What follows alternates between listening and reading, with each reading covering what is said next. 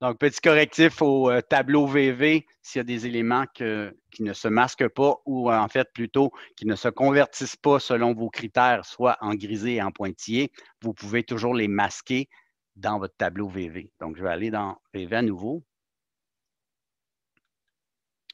Et dans la section mobilier, moi, je lui ai demandé que toutes les surfaces soient en pointillé puis en grisé. Je m'aperçois qu'il y a des lignes qui ne le sont pas.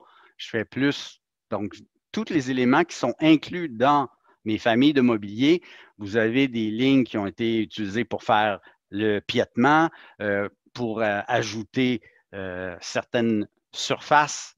Donc, visuellement, moi, j'ai besoin du contour. Donc, je vais m'assurer que l'onglet mobilier est toujours coché, mais tout ce qui est à l'intérieur, je vais les masquer. Donc, on peut en sélectionner un. Et comme toutes les commandes de Windows, je peux aller au dernier en faisant Shift et je peux les éteindre. OK? Si je fais ça, ben, toutes les surfaces vont disparaître. Puis j'ai juste mon contour de forme qui va être là. Puis c'est suffisant pour mon plan de besoin électrique. Je n'ai pas besoin de savoir qu'il y a un clavier rétractable ou des trucs. Donc, c'est vraiment le contour. Donc, je peux éteindre de façon systématique tous les éléments ou dans certains plans, vous pouvez jouer avec la visualisation des éléments que vous voulez illustrer. OK? Donc, vous pouvez faire le choix. OK, oui, je veux voir le piétement, mais je ne veux pas voir telle affaire. Vous pouvez jouer avec votre tableau VV pour que l'élément corresponde exactement à vos critères. OK? Au niveau des in-situ, si vous avez des éléments qui sont plus haut que votre plage de vue, donc plus haut que 4 pieds, évidemment, le logiciel essaie de voir la surface. Donc, si mon meuble mesure 8 pieds, bien, il ne le mettra pas en pointillé.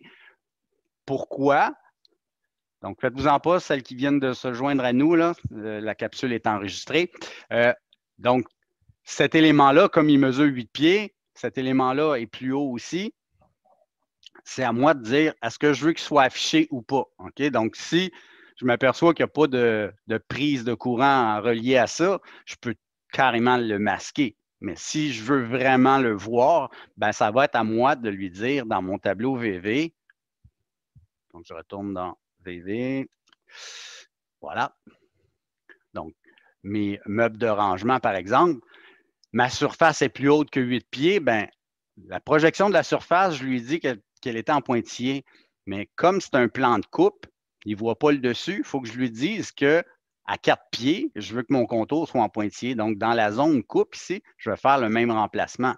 Donc, je vais aller lui dire que ces lignes-là vont être en ligne cachée, faire la même chose que tantôt, choisir mon grisé. Puis je peux même lui dire qu'il va être en demi-teinte, c'est déjà fait. Donc, si je l'applique, mes meubles de rangement vont devenir en pointillé. Okay?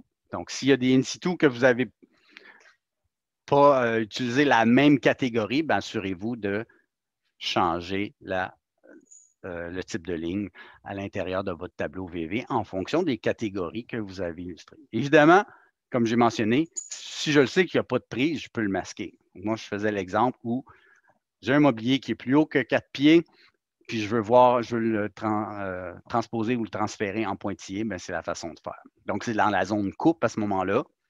Tous les éléments qui sont coupés vont être en pointillé. Autre petit truc que je veux vous apporter à votre attention, dans la zone directeur, les deux directeurs, ils ont mis les prises le long du mur. On s'entend que si mon poste type est ici, ben, je vais avoir du filage qui va traîner par terre pour relier mon poste type. Peut-être pas logique. OK? Donc, ce que je voudrais vous faire remarquer, c'est que comme on a des meneaux de base, puis on peut passer notre filage dedans, ben, on peut très bien venir positionner nos symboles au plancher au niveau de mon poste type. Donc, le filage va passer directement dans mon mobilier à l'aide de mes prises au sol. Puis, le raccordement va se faire à travers les meneaux, donc dans la base et dans les meneaux verticaux. OK? Donc, c'est ce que j'avais mentionné en début de plan de besoin électrique, c'est qu'on peut se servir des meneaux pour passer notre filage à l'intérieur. OK? Donc, à ce moment-là, ce ne serait pas utile de placer ça sur le long d'un mur. Pourquoi? Parce que je ne veux pas avoir de fil qui traîne par terre ou mettre des cache-fils au plancher, là, ça ne serait pas très esthétique, surtout dans les bureaux de mes directeurs. Donc, à corriger, ces éléments-là, je ne les veux pas muraux, je les veux au sol. Est-ce que ça va pour tout le monde? Fait qu'on met les mêmes icônes qu'il y a là, mais juste Exactement. qui sont en ce moment. Fait que ceux-là, on les enlève. On va mettre vraiment au sol, au niveau de mon poste type. Mais là, on va mettre les deux, c'est ça? Non, non, non, non, non. OK. Je vais, Pas sûr de comprendre. je vais terminer la chose alors. Ça ici, je vais les enlever. OK? Donc, je ne veux pas les avoir muraux, je veux les avoir au sol. Ah, OK, fait qu'on fait juste les enlever, on rajoute rien. On fait juste rajouter ceux-là qui sont, je veux Ah, les avoir au sol. OK, c'est bon, je Donc, comprends. j'apporte un correctif à votre PDF que vous aviez. Je veux améliorer la chose. Hein. Le but de ces jeux de plans-là, c'est d'apporter des correctifs s'il y a lieu. Puis, si vous voyez des anomalies, là, prenez-les en note, on va les corriger ensemble, puis on va voir si effectivement il y a des correctifs à être apportés. Donc, moi, dans mon PDF, il était positionné au mur. Je les veux pas au mur, je les veux là. OK? Ça va? Oui. Donc, à partir de mon dessin, de ma maquette, si vous allez dans l'onglet Gérer, vous avez un onglet qui nous permet d'ajouter des paramètres supplémentaires. OK? Donc, si je clique là-dessus, je vais avoir les styles de ligne.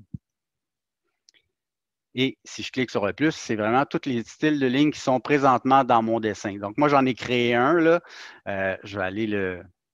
On peut-tu le supprimer? Ça devrait, oui. Tiens, je ne m'en ai pas servi, donc je vais le refaire.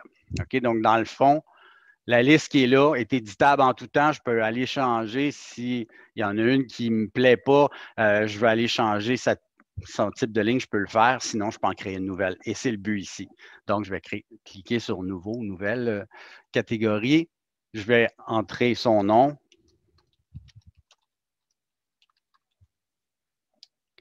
Puis, c'est pour créer un type de ligne. Fait que c'est OK.